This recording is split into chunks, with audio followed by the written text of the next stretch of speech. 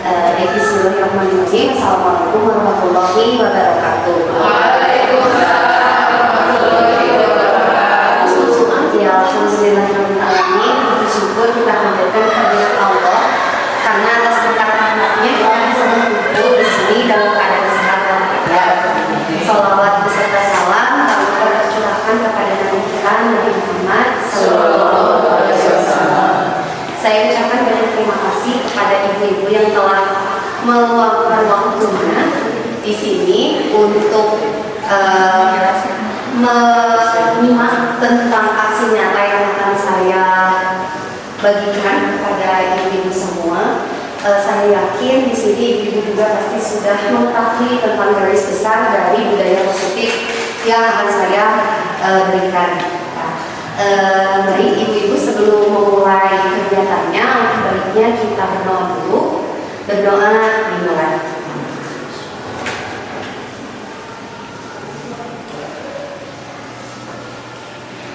Berdoa selesai. Baik ibu-ibu, untuk kegiatan berbagi praktik baik hari ini tentang budaya positif, jadi saya akan memberikan garis besarnya terlebih dahulu. Mungkin Bapak Ibu juga sudah mengetahui bahwa garis besar dari budaya positif adalah yang pertama kita akan membahas tentang disiplin positif, lalu selanjutnya tentang keyakinan kelas, dan yang terakhir adalah tentang restitusi. Ya. Nah, yang pertama ibu, saya akan mengajak ibu dulu berpikir mungkin ya. Nah, di sini saya ingin bertanya yang ada di benak ibu-ibu semua, menurut ibu-ibu apa makna dari kata disiplin gitu ya. Silakan mungkin bisa dituliskan di sticky note yang sudah saya siapkan. Ada ini spidolnya untuk ibu ya, dibagi saja di umum aja. Boleh warna kuning, boleh sesuai keinginan ibu supaya semangat ketika menulis.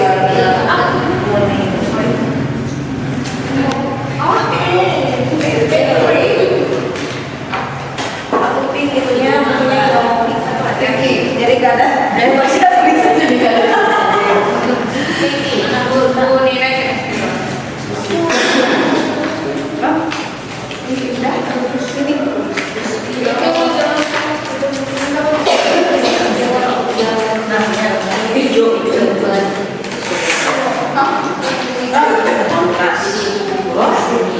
ya, menurut ibu-ibu semua disiplin itu apa ya? Boleh dalam satu kata, boleh dalam satu kalimat, maka bebas saja.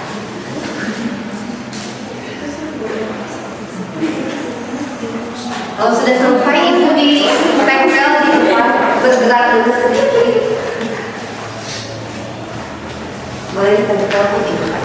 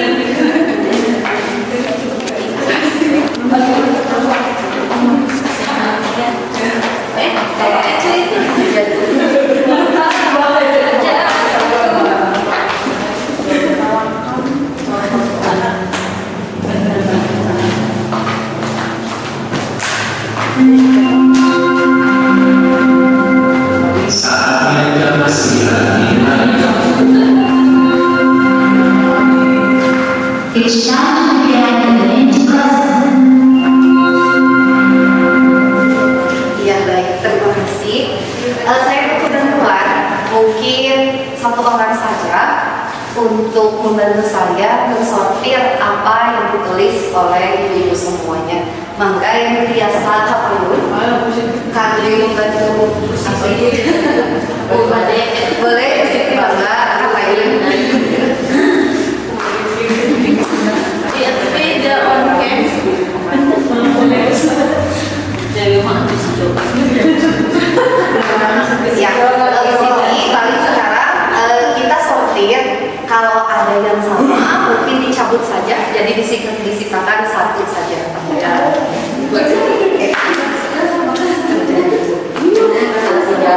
ya.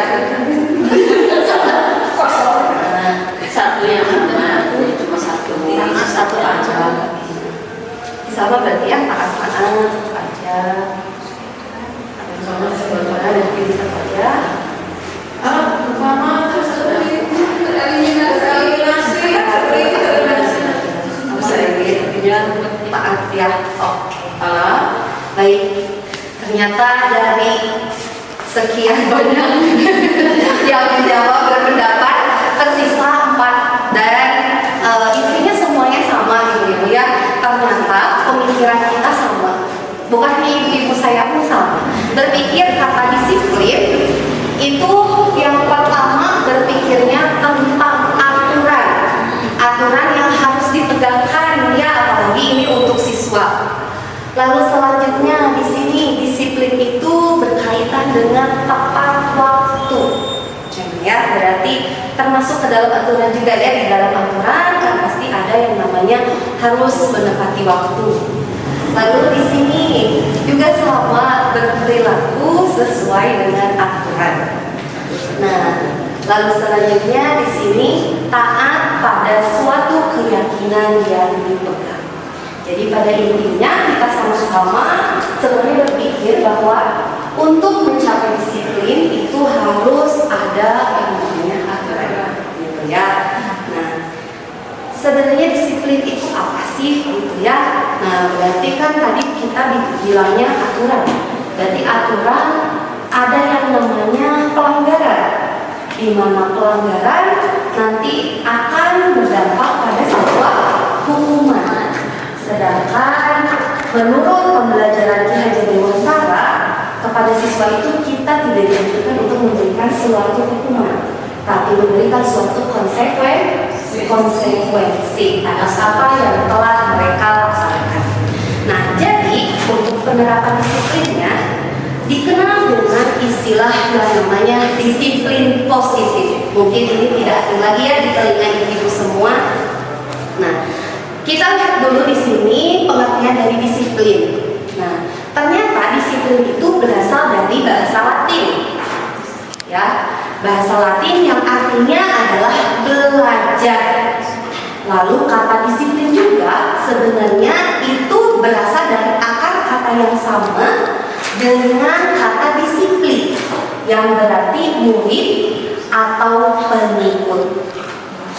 Lalu di sini ya, dengan adanya disiplin positif, jadi bukan hanya memberikan aturan, bukan hanya memberikan hukuman, sebuah disiplin positif juga diharapkan dapat menggali potensi untuk menuju pada sebuah tujuan, pada apa? Pada sesuatu yang dihargai dan bermakna. Tadi ada yang bilang tentang keyakinan tadi. Lalu di sini juga disiplin itu dapat membuat kita mengontrol diri dan juga menguasai diri untuk memilih tindakan agar tujuannya tercapai. Nah, berarti kita mendisiplinkan siswa, memberikan disiplin positif kepada siswa untuk memberikan apa? Untuk dapat siswa itu menguasai dirinya, supaya mereka dapat mencapai tujuan yang kita sama-sama rumuskan. Seperti itu. Nah, pastinya disiplin positif ini harus ada peran ya Bu, dari kita dan juga dari murid. Istilahnya harus ada kolaborasi yang sinkron. Tidak bisa satu semangat, satunya tidak, semangatnya mau jalan gitu. Nah, sebelum itu saya ingin mengajak ibu-ibu semua, silakan berpasangan. Ibu-ibu harus berpasangan. Ibu tidak ada pasangan. Dengan Pak Erul di balik layar. Nah, di sini ibu-ibu ada yang berperan sebagai A dan ada yang berperan sebagai B. Nah, di sini A itu bertugas untuk membujuk. Jadi A membujuk, yang B mengepalkan tangan. Jadi misalnya Ibu Jini dan Putri yang mengepalkan tangan, Bu Jini harus bertugas membujuk. Membujuknya bebas,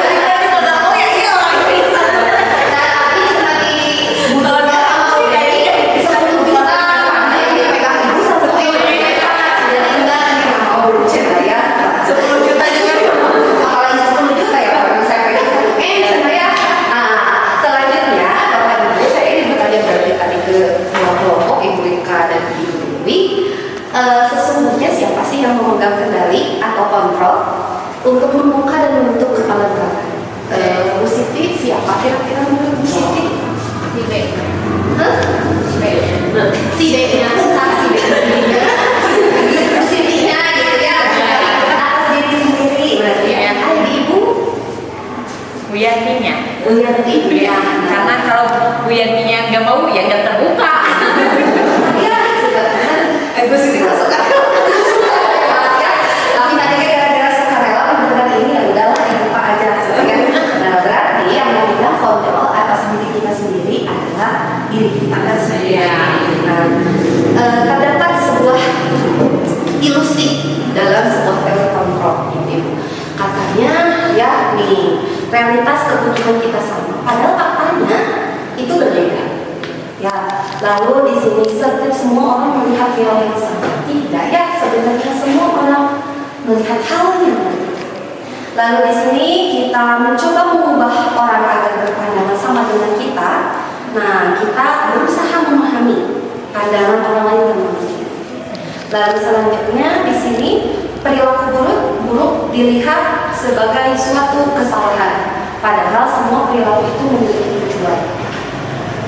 Berarti nanti kita sambungkan dengan siswa kita. Ya, kalau mereka berperilaku buruk itu sebenarnya tujuannya apa sih? Terus kenapa sih gitu ya? Lalu di sini orang lain bisa mengontrol saya. Padahal hanya diri saya yang bisa mengontrol diri saya. Ya. Lalu di sini saya bisa mengontrol orang lain. Padahal diri kita itu tidak bisa mengontrol orang lain. Nah di sini pemaksaan ada pada saat rujukan gagal, padahal kolaborasi yang dapat menciptakan pilihan-pilihan. Nah di sini lalu yang terakhir ada model berpikir menang kalah, padahal kita berpikir selalu menang, menang dan menang. Nah teori ini bisa kita relate-kan mungkin ya dengan siswa kita. Kita sebagai guru, karena tadi disiplin kayak ada aturan, berarti apakah kita bisa mengontrol murid kita? Tidak. Sebetulnya tidak bisa, ibu-ibu ya. Karena apa? Karena siswa itu merupakan individu yang sudah memiliki daya pikir. Apalagi siswa SMK ya, sudah bisa berpikir sendiri. Mereka sudah memiliki istilah nama pemadegannya lirak, sukma. Nah, jadi sebetulnya bagaimana atur posisi kita sebagai guru supaya kita bisa mengarahkan siswa kita supaya melakukan disiplin positif. Terdapat 5 posisi kontrol. Pasti ibu yang di sini sudah tidak asing ya dengan ini ya. 5 posisi kontrol guru gitu ya. Yang pertama sebagai pembuku. Yang kedua sebagai pembuat rasa bersalah. Yang ketiga sebagai teman. Yang keempat sebagai pemantau. Dan yang terakhir sebagai manajer. Menurut teori yang saya pelajari dari 5 posisi kontrol ini, yang terbaik adalah guru sebagai seorang manajer. Nah, di sini saya akan mengajak, mungkin ini juga sudah tidak asing ya dengan video ini. Dengan video tapi saya ingin mengajak ibu-ibu semua untuk mengingat kembali gimana sih kalau posisi kita sebagai pembuku, sebagai pemantau, sebagai manajer, apa kata-kata yang kita ucapkan? Mungkin di sini juga sambil refleksi ya ibu ya. Pas kita lihat sebagai pembuku, aduh ya kami pernah itu gitu ya. Silahkan jawab saja sendiri di hati ibu masing-masing ya. Ibu tuh rumah, ibu tuh rumah atau ya ada kata-kata itu maksudnya kepala ada di sini.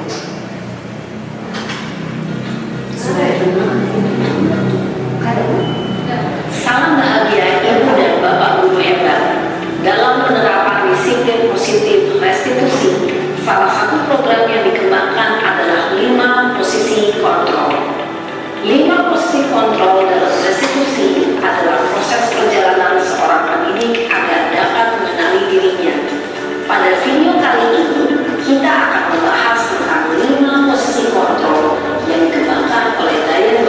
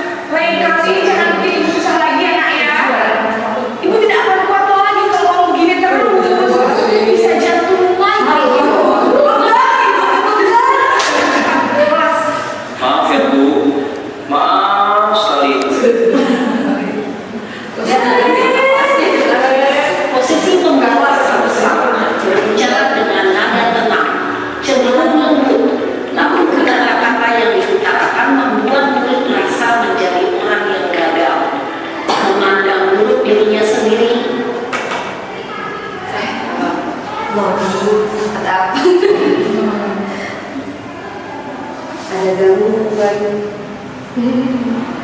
Baik, oke, sebentar aja. Iya, hilaf.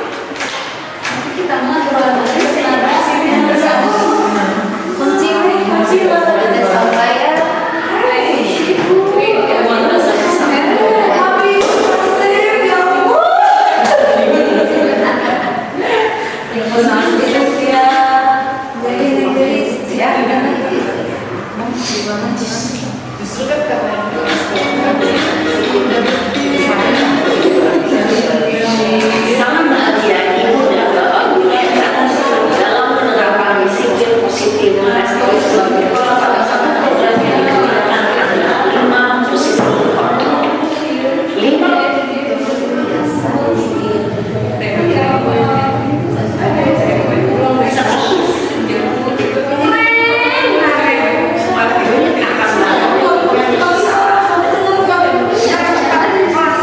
'Maaf ya Bu, maaf, sorry.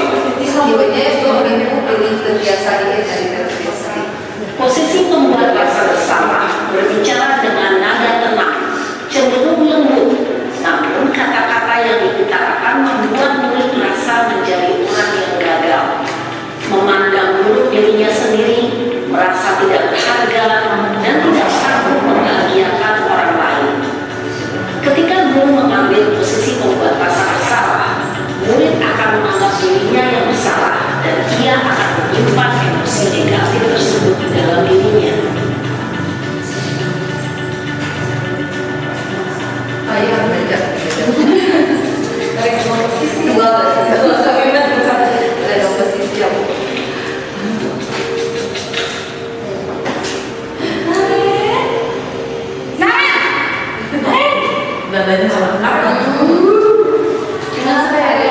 Selamat pagi Bu. Wah, sudah jam berapa ini, Nak?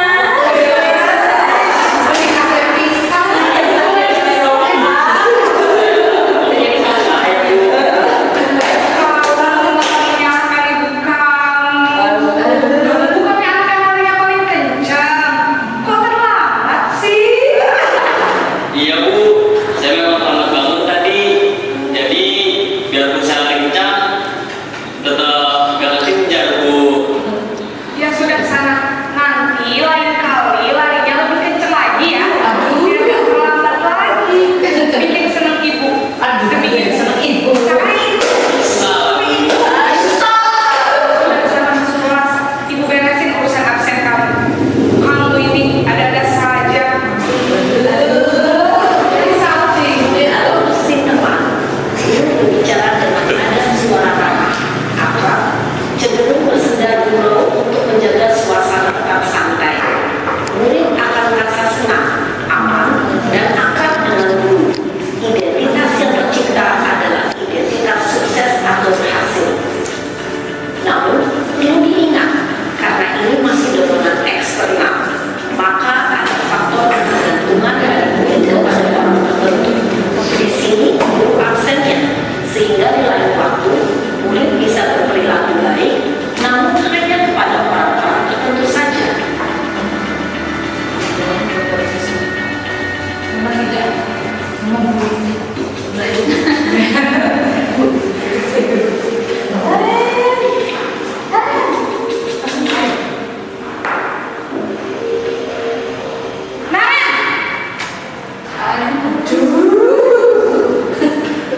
Selamat pagi Bu.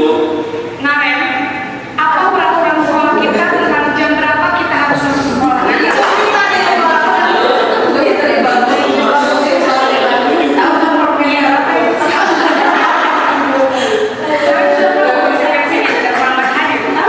Paham Bu, saya harus tinggal kelas, harus jam istirahat selama 20 menit. Iya benar, konsekuensinya demikian. Jadi nanti jam 9.30 pas istirahat, kamu harus tinggal di kelas, kerjakan tugas tambahan untuk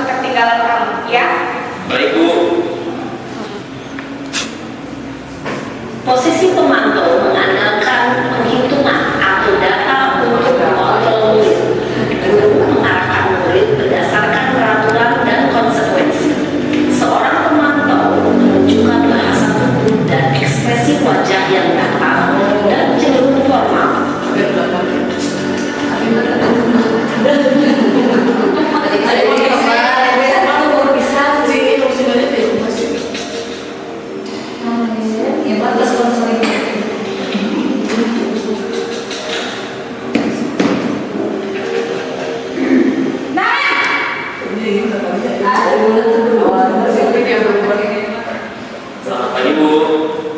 Selamat pagi Naren. Maaf Bu, saya terlambat. Iya, sekolah masuknya jam 7, sekarang sudah jam 7.20. Jadi sekarang bagaimana ya Naren? Maaf Bu, saya lupa setel alarm saya semalam. Baiklah, menurut kamu, keyakinan sekolah yang mana yang perlu kamu tingkatkan? Hargai diri sendiri. Sekolah Orang lain tidak. Apakah Naren yakin tidak mensinsati hal tersebut? Iya Bu, saya meyakininya. Apakah Naren bersedia memperbaiki masalah keterlambatan ini? Bersedia Bu. Bagaimana kalau memperbaiki bisnis sekolah Naren? Saya akan coba untuk tidak lupa menyetel alarm saya Bu. Baik, kalau Naren menyetel alarm di rumah, ada orang yang kira-kira bisa bantu mengingatkan tidak? Ada Bu, kakak saya, Kak Emma. Ada lagi selain KM?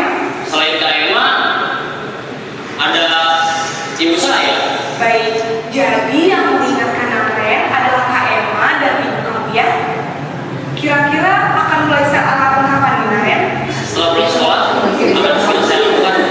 Baik, jadi Naren akan set alarm untuk dan akan dilakukan oleh kakak dan ibu dan Naren ya? Ada lagi yang perlu dilakukan Naren?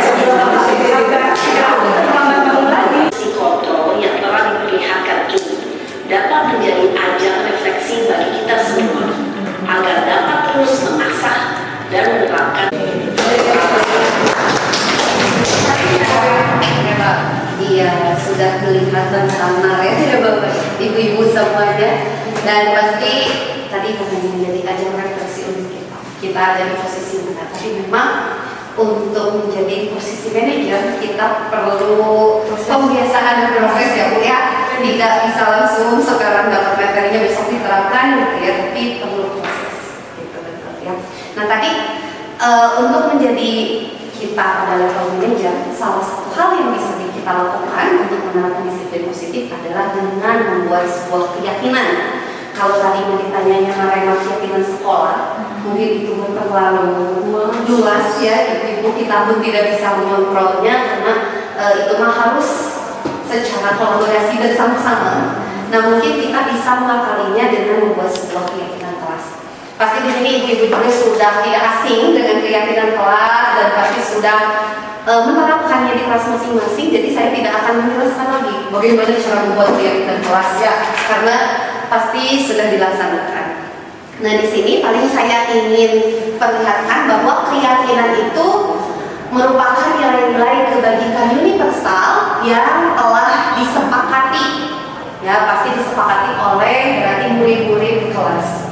Nah di sini dengan adanya keyakinan biasanya seseorang akan lebih tergerak dan juga bersemangat dalam menjalankannya daripada hanya mengikuti sebuah peraturan yang tertulis. Makanya ketika kita bilang disiplin positif itu bukan berkaitan dengan aturan yang nantinya jika melanggar akan ada hukuman, tidak. Tapi kita akan melihat ke keyakinan kelas. Keyakinan kelas ini idealnya setelah dibentuk keyakinan kelas nanti dibuat juga sebuah nilai-nilai kebajikan universal.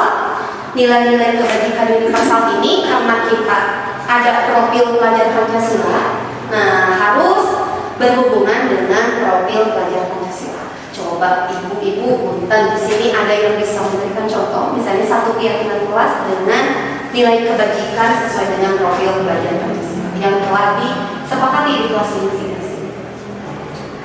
Ibu Nina mungkin Bu, sebenarnya Ibu Nina, bahasa Indonesia juga ya. Kemarin pengalamannya di kelas saya sendiri kebetulan ngajar juga bahasa Indonesia. Kemarin membuat keyakinan kelasnya karena anak-anak tuh inginnya kebersamaan di kelas. Jadi kemarin tuh ada salah satu poin tentang kami meyakini bahwa sangat penting untuk menjaga kebersamaan di dalam kelas. Terus juga harus bekerja sama dan berbagai kurikulum. Oke, berarti sudah ada ya nilai kebajikan universalnya, yaitu tentang bergotong royong gitu. Ya, itu Bapak Ibu. Jadi keyakinan kelas bukan hanya sekedar tulisan yang diyakini bersama, tapi juga harus mengandung nilai-nilai kebajikan yang universal. Kalau kita melihat karena ada profil belajar Pancasila, mengacunya pada profil belajar Pancasila itu. Lalu selanjutnya, Ibu-ibu, nah pasti ya ketika kita menjalankan keyakinan kelas itu tidak akan semata-mata semuanya gitu ya. Nah, menurut ibunya pasti hiji dua mah ada melenceng, ya, ada unik, ya pribadi yang unik. Nah, Bapak Ibu, Ibu sebelum kita lihat ke kenapa sih anak itu berperilaku seperti itu, jadi kita harus tahu dulu tentang 5 kebutuhan dasar. Siswa itu juga manusia, ya, mereka sudah memiliki pemikiran sendiri, pribadi sendiri, gitu ya. Mereka memiliki kebutuhan dasar juga. Yang pertama, mereka memiliki kebutuhan untuk bertahan hidup. Pasti ya, kita oke sama ya. Lalu selanjutnya kasih sayang dan rasa diterima. Lalu ada penguasaan, kebebasan, dan kesenangan. Bisa jadi anak-anak yang unik tadi, yang tidak menjalankan keyakinan kelas, ada salah satu kebutuhan dasarnya yang belum terpenuhi, baik itu mungkin di lingkungan keluarganya maupun di lingkungan kelasnya atau di lingkungan sekolah atau bahkan di lingkungan mereka ketika bermain. Jadi mereka bertindak melanggar keyakinan-keyakinan yang telah diyakini secara bersama.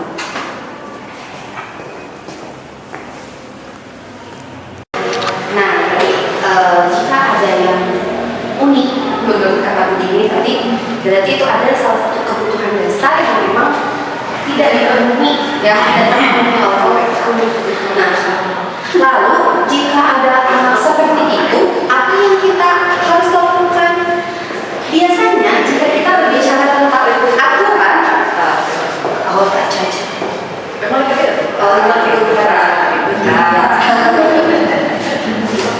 biasanya kalau kita berbicara tentang aturan, ibu ya pasti ada yang namanya reward and punishment. Misalnya dari dulu juga sama zaman saya sekolah pasti ada yang namanya hukuman dan juga penghargaan. Kalau hukuman pasti kita sudah tidak asing ya, misalnya dengan kalau misalnya siswa kesiangan ya kita suruh dia berdiri, misalnya di dalam upacara kalau ada yang ngobrol disuruh berdiri di depan gitu, ya hukumannya kita sudah tidak asing. Tapi kalau misalnya untuk penghargaan ini diberikan bagi siswa atau murid yang memang menurut kita istimewa. Tapi kita harus berhati-hati, ibu-ibu, karena dengan pemberian penghargaan itu bisa menjadi sebuah hukuman juga bagi siswa-siswa yang lain. Ya, di sini Kon mengungkapkan bahwa penghargaan itu jika dilaksanakan terus, maka siswa akan kehilangan motivasi. Lalu selanjutnya penghargaan dinilai kurang efektif. Lalu penghargaan akan merusak hubungan. Selanjutnya mengurangi ketepatan, menurunkan kualitas dan juga mematikan kreativitas pada siswa. Karena siswa yakin bahwa saya bersikap baik itu karena nanti ada rewardnya. Nah, biasanya hal tersebut tidak adanya motivasi, ya tidak akan muncul motivasi dari diri siswa. Nah, jadi langkah apa yang sebenarnya harus kita lakukan? Nah, ini juga pasti sudah tidak asing ya, ibu-ibu sudah melaksanakannya, sudah praktek bahasa Indonesia tentang restitusi. Jika posisi kontrol kita sebagai manajer, maka langkah ini yang disarankan dengan 3 langkah. Yang pertama, menstabilkan identitas. Tadinya di pas nunaren saya, ya, ada sedikit menstabilkan identitas narennya dulu. Kenapa kesiangan, gitu ya? Lalu validasi tindakan yang salah, gitu ya. Lalu yang terakhir menanyakan apakah itu sesuai dengan keyakinannya atau tidak. Nah, dengan adanya restitusi, kegiatan ini itu membuat kita dapat berkolaborasi dengan murid untuk mencari solusi.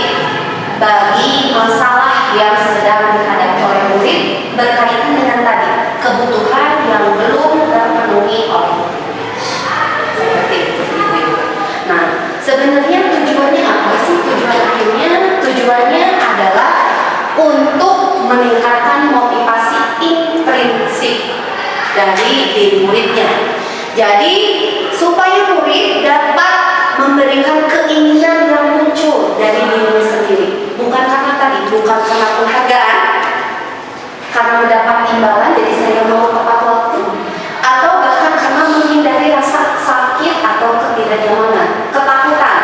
Oh takut nih kalau saya telat nanti dihukum. Berarti itu bukan motivasi dari dalam dirinya ya. Berarti itu motivasinya karena dia takut saja. Takut sama guru ini dihukum sebenarnya. Atau tadi saya mau berbuat baik karena ada di luar.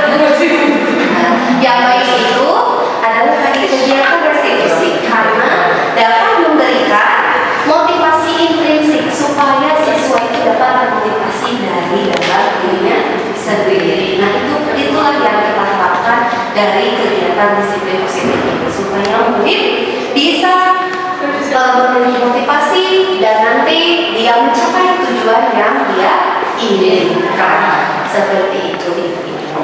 Sekarang saya mohon bantuannya ibu-ibu untuk dibagi dulu menjadi 3 kelompok.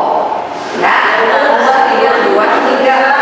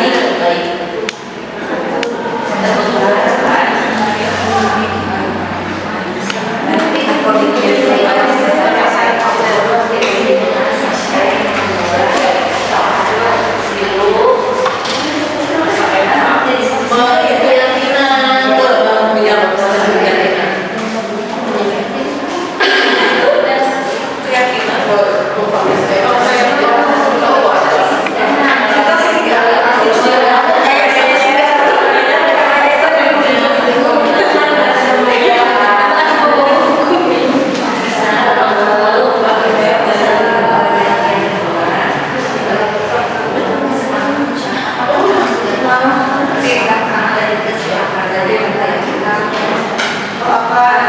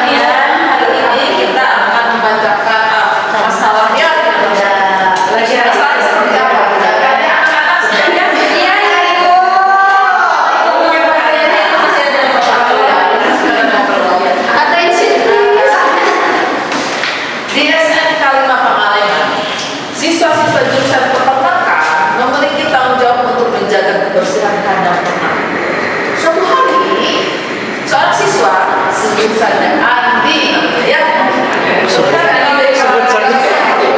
Melihat pengambilan tugas sebetulnya kanan yang meninggalkannya dalam kondisi kosong setelah giliran tugasnya selesai, yang menyebabkan bau tidak sedap dan kondisi yang tidak sehat bagi hewan ternak. Ketika ditanya oleh guru, Andi mengeluh bahwa dia merasa lelah dan tidak sempat menyelesaikan tugasnya karena banyaknya pekerjaan lain yang harus diselesaikan. Seperti apa nanti kita sebagai seorang guru yang akan dilakukan untuk si saudara Andi? Mangga. Ya, setelah kami berdiskusi mengenai masalah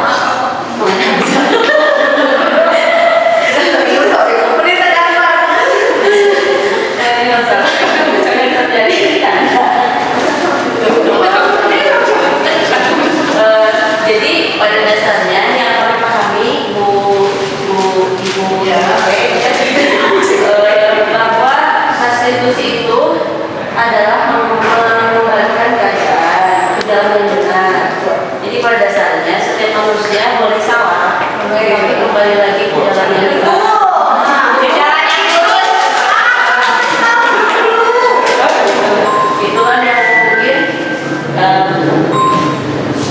Itulah yang mungkin apa namanya restitusi gitu ya. Nah jadi dari kasus yang tadi sebetulnya itu sudah sampai disebutkan oleh Bu Yusi di kasus itu. Sebetulnya di kasusnya ceritanya sudah memvalidasi tindakan. Sudah bertanya identitas karena sudah ada muncul masalahnya kenapa gitu ya. Nah tapi kami menjelaskan dulu lagi sedikit mungkin dalam bentuk pertanyaan gitu ya.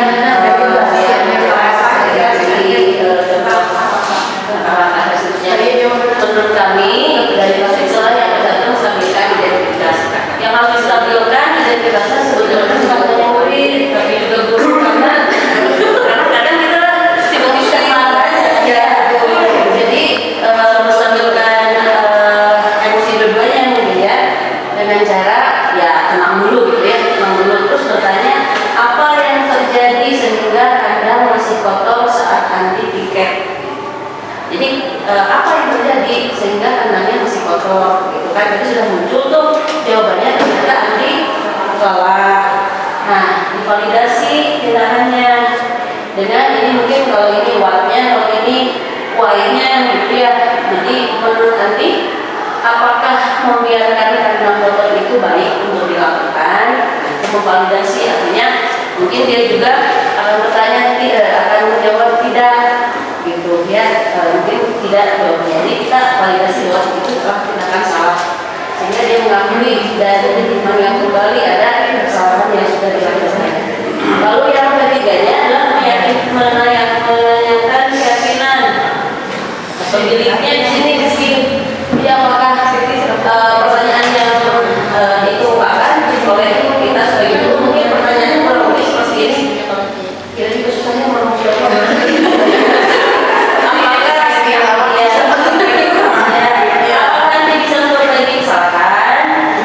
Apakah kamu bisa memperbaiki kesalahan? Caranya seperti apa? Itu mungkin langkah presisi dari contoh kasus yang terima kasih.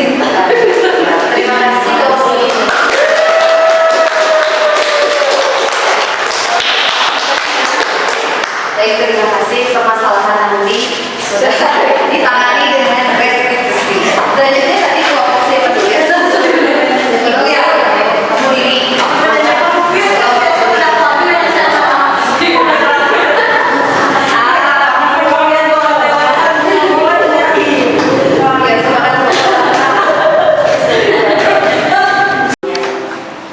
Izin melanjutkannya dulu. Jadi ini sebagai pelaku, ada sebagai korban dirinya. Alur yang akan dilakukan oleh kami ketika ada kasus seperti ini, pertama ada pemanggilan, kemudian konfirmasi, validasi, dan menanyakan. Nah, ketika pemanggilan biasanya kita menanyakan kenapa dipanggil, Budi kenapa dipanggil? Kira-kira Budi tahu kenapa dipanggil oleh ibu? Kemudian setelah itu dikonfirmasi, misalnya dengan kejadian apa yang terjadi di Budi. Di sini kan tadi sudah disebutkan tentang Budi ya. Jadi ditanyakan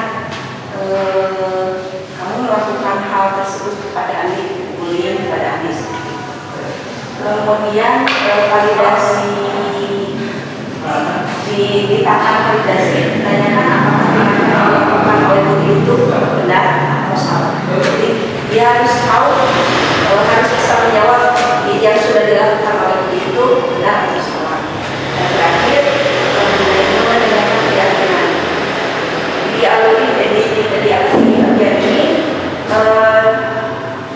Dia harus tahu apa yang nanti kedepannya dilakukan supaya tidak mengulangi lagi perbuatannya, tidak mengulangi lagi. Karena yang dilakukan kedepannya baik itu terhadap dirinya, berarti dia harus merubah dirinya supaya tidak melakukan hal tersebut lagi, dan juga terhadap Andi supaya mau sekolah lagi, karena tindakan Budi tersebut sudah membuat Andi tidak mau sekolah lagi. Jadi harus berusaha memujuk Andi untuk sekolah.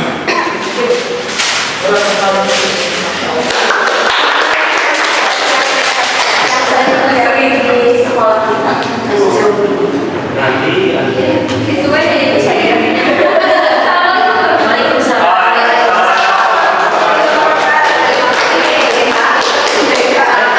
sesuai sekali ya dengan hal yang dilakukan oleh apa saja sesuai dengan maka sekarang ini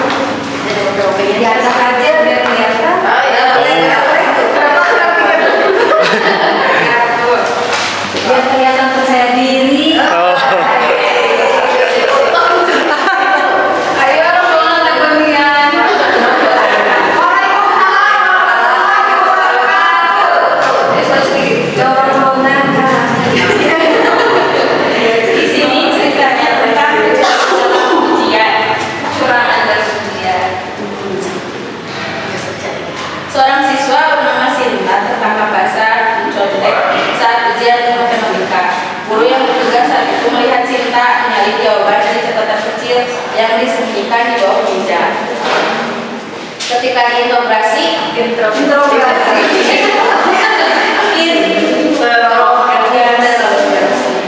Sinta mengaku bahwa dia mencontek karena merasa tidak percaya diri dengan kemampuannya sendiri.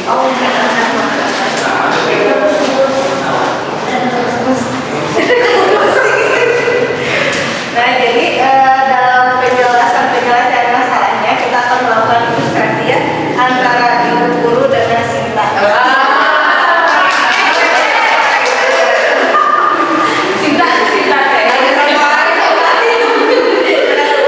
Ceritanya Sinta itu ketahuan oleh guru. Sinta, ibu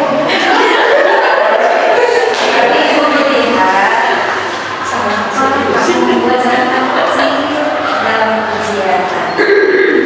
Malam ibu guru ngapalin, jadi sampaikan ya. Sinta, apakah udah membaca sepemahaman kelas kita bahwa untuk ujian itu salah satunya tidak boleh mencontek? Udah membaca, ibu melupa.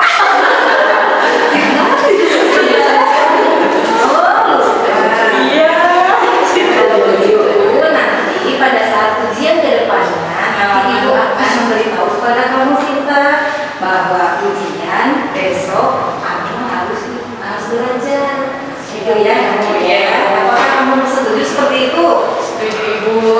Dan yang kedua adalah ibu pengen tahu, jika nanti ujian lagi, berapa hari yang harus ibu persiapkan supaya kamu bisa siap untuk ujian? 1 hari ibu cuma tolong soal. Oke,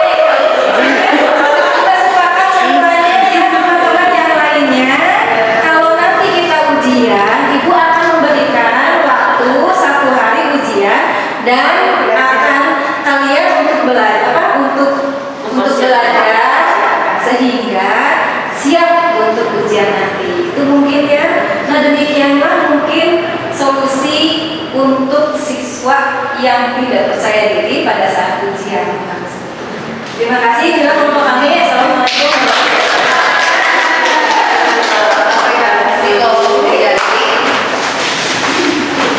Kita diajak temannya supaya terbentuk teri supaya Sinta yang mencontoh. Nah, di luar alamin kita akan berada di penghujung kegiatan. Ya, di sini saya akan memperlihatkan kesimpulannya bahwa disiplin positif ini bertujuan untuk supaya siswa itu dapat menghargai dirinya sendiri dan juga dapat menimbulkan motivasi dari dalam dirinya atau biasa dikenal dengan motivasi intrinsik ya, yang nantinya akan berlandaskan pada nilai-nilai kebajikan yang telah diyakini oleh beliau sebagai siswa maupun oleh siswa yang lainnya ketika kegiatan pendidikan. Nah, sebelum ditutup saya ingin meminta dulu refleksi dari salah satu ibu mungkin ya, siapa itu tentang refleksi apa yang telah kita pelajari pada kegiatan kali ini, dan mungkin refleksi juga sebagai sebuah istilahnya perbaikan untuk saya ke depannya, kira-kira hal apa yang harus saya tingkatkan.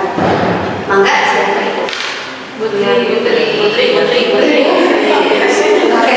Ibu Yanti. Mangga Ibu untuk memberikan refleksinya.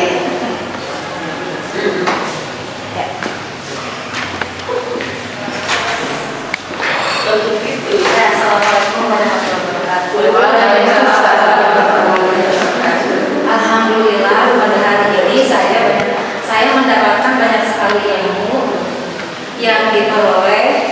Salah satunya yaitu bagaimana caranya menghadapi siswa jika siswa tersebut seperti tadi yang disimulasikan kurang percaya diri, lalu anaknya bullying, dan juga tadi satu lagi itu tidak bertanggung jawab. Sehingga dari video yang tadi saya tonton juga bermanfaat sekali, bagus bagi diri saya.